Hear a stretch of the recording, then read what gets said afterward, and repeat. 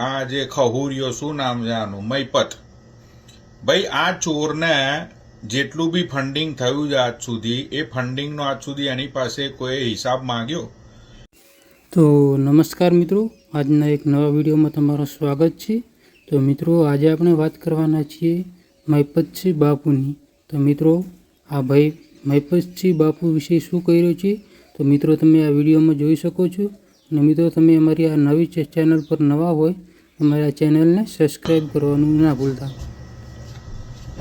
ભાઈ આ મૈપતસિંહ જે છે ગુજરાતની અંદર, એને ટ્રસ્ટના નામે, એને ગરીબોની સેવા કરવાના નામે, એને વૃદ્ધ લોકોના સેવા કરવાના નામે બહુ બધો ફંડ એને વિદેશની ધરતી પરથી મળ્યો। હવે આ અને ખજૂર આ બે સેમ જ છે। ખજૂર પણ ઇમોશનલ વિડીયો બનાવતો હતો પેલા ઘર બનાવવાની, અને વિદેશમાં રહેતા ગુજરાતીઓ એને ફંડ કરતા હતા। એની ખજૂર જોડે બી કોઈ દિવસ એ પૈસાનો કોઈએ હિસાબ જ ના માગ્યો। જ્યારે અમુક લોકો હિસાબ માગ્યો તો એની બધી ચોરી પકડાઈ ગઈ। એવી જ રીતે આ જે ખરો, આ જે ખહુરિયો શું નામ છે આનું મૈપત, ભાઈ આ ચોરને જેટલું બી ફંડિંગ થયું છે આજ સુધી, એ ફંડિંગનો આજ સુધી એની પાસે કોઈ હિસાબ માંગ્યો?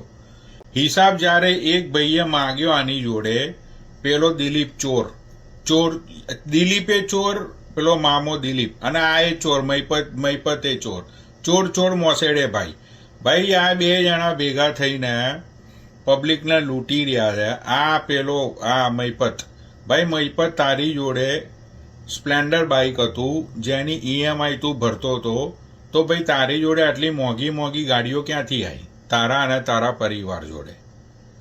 તું ઇમોશનલ વિડીયો બનાવીને બા તમે ક્યાંથી આવ્યા, બા તમને શું તકલીફ હતી, બા તારા મમ્મી મરી ગયા, તારે આવું નથી, તું નહીં આવે, તું ભાઈ આ બધી વિડીયો બનાવીને લોકો જોડેથી તે પૈસા લૂંટ્યા।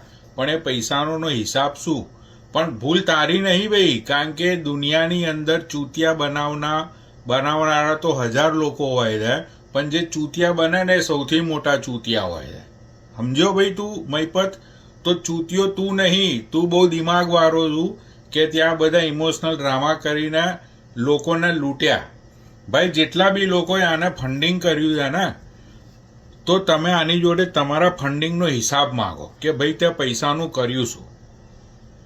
ભાઈ તમે ખરેખર કોઈની હેલ્પ કરવા માંગો છો તો તમે જ્યાં પૈસા આપો છો તો એ પૈસાનો સારી જગ્યા પર યુઝ થાય છે કે નહીં, એ વસ્તુની તમારે 100% ઇન્ક્વાયરી કરવી જોઈએ।